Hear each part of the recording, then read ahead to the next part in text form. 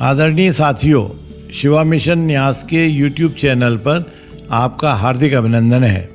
आज ईसाई धर्म में गुड फ्राइडे क्यों मनाया जाता है और इसका क्या महत्व है, इस वीडियो के माध्यम से जानते हैं। गुड फ्राइडे को ईसाई धर्म के अनुयायी शोक दिवस के रूप में मनाते हैं। ऐसा माना जाता है कि यरूशलेम प्रांत में ईसा मसीह लोगों के मानव जीवन के उपदेश दिया करते थे, जिसे सुनने के बाद लोग इन्हें ईश्वर मानने लगे। जब रोम के शासक पिलातुस को ईसा मसीह के धर्म प्रचार के विषय में ज्ञात हुआ तो तत्कालीन धर्म गुरुओं के बहकावे में आकर ईसा मसीह पर राजद्रोह का आरोप लगाकर मृत्युदंड दे दिया गया। कीलों की मदद से उन्हें सूली पर चढ़ा दिया गया। इतिहास के अनुसार उन्हें गोलागाथा नामक सूली पर चढ़ाया गया था और इसके बाद उनकी मृत्यु हो गई थी। उस दिन शुक्रवार था। उसी समय से इस दिन को गुड फ्राइडे के नाम से मनाया जाने लगा। आइए अब आपको ईसा मसीह के पूरे जीवन चक्र को संक्षेप में बताते हैं। ईसाई धर्म ईसा मसीह द्वारा प्रवर्तित धर्म है। यद्यपि इस धर्म के कई तत्व यहूदी धर्म की देन है, तथापि इसका मुख्य आधार ईसा मसीह की जीवनी एवं उनके उपदेश रहे हैं। यह कहना अधिक उचित है कि ईसाई धर्म का प्रारंभ यहूदी धर्म के अंतर्गत ही एक आंदोलन के रूप में हुआ। ईसा मसीह स्वयं एवं उनके 12 शिष्य तथा पौलुस, जो प्रारंभिक ईसाई धर्म के सूत्रधार माने जाते हैं, सब यहूदी थे। ईसा या पौलुस का उद्देश्य यहूदी धर्म को विस्थापित करने का कभी नहीं रहा। वे सिर्फ यहूदी धर्म को परिष्कृत करना चाहते थे। वे यहूदी धर्म में जो सुधार लाना चाहते थे, उसे जब यहूदियों ने स्वीकार नहीं किया, तभी ईसाई धर्म यहूदी धर्म से पृथक एक नए धर्म के रूप में प्रकट हुआ। ईसा के पिता यहूदी थे और उनका पेशा बढ़ईगिरी था। ईसा के माता पिता गहन धर्मानुरागी और सच्चे धर्म में धर्मनिष्ठ होते हुए भी धर्म के पाखंडों का अनुसरण नहीं करते थे। यही कारण था कि बाल्यकाल से ही ईसा धर्म एवं धार्मिक अनुष्ठानों में रुचि लेते थे। अपने माता पिता के साथ वे उपासना करने प्रायः प्रार्थना भवन जाया करते थे। ईसाई धर्म ग्रंथों का लेखन करने वाले संत लूका के अनुसार केवल 12 वर्ष की अवस्था में ही ईसा का यरूशलेम स्थित गिरजाघर में यहूदी गुरु के साथ बहुत ही विद्वतापूर्ण प्रभावोत्पादक वार्तालाप हुआ था। ईसा के बचपन के विषय में इससे अधिक कुछ ज्ञात नहीं है। उक्त घटना के पश्चात ईसा के जीवन के 18 वर्षों की अवधि को मूक काल की संज्ञा दी जाती है, क्योंकि उनके जीवन की अवधि में कौन कौन सी घटनाएं घटी, इस बारे में इतिहास व इतिहासकार दोनों मौन हैं। कुछ संतों की ऐसी मान्यता है कि ईसा मसीह ने अज्ञात 18 वर्षों में भारत आकर हिमालय के क्षेत्र में संतों के सानिध्य में रहकर आध्यात्म की गहराइयों को समझा एवं वहीं उन्होंने परकाया प्रवेश किया। वहाँ उन्होंने परकाया प्रवेश किस प्रकार किया जाता है को भली भांति सीखा और क्रॉस पर चढ़ जाने के बाद इसी विद्या का प्रयोग कर अपने मृत शरीर में पुनः प्रवेश कर पुनर्जीवित होकर अपने शिष्यों और जन समुदाय को दिखाया था। भारत से लौटने के बाद ईसा मसीह ने यूहन्ना नामक एक कट्टर यहूदी सन्यासी से दीक्षा ग्रहण की। जो ही दीक्षा स्नान कर जॉर्डन नदी से ईसा बाहर निकले, उन्होंने देखा कि आसमान फटा और पंडुक की तरह कोई दिव्य आत्मा आकर उनमें प्रवेश कर गई।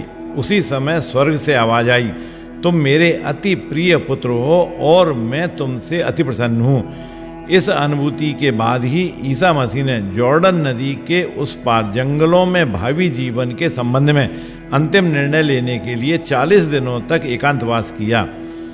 इसके बाद ईसा मसीह ने पैगंबर के जीवन को अपनाने का निश्चय कर प्रभु के शुभ संदेशों का प्रचार करने लगे, जिसकी प्रमुख संदेश निम्न प्रकार थे।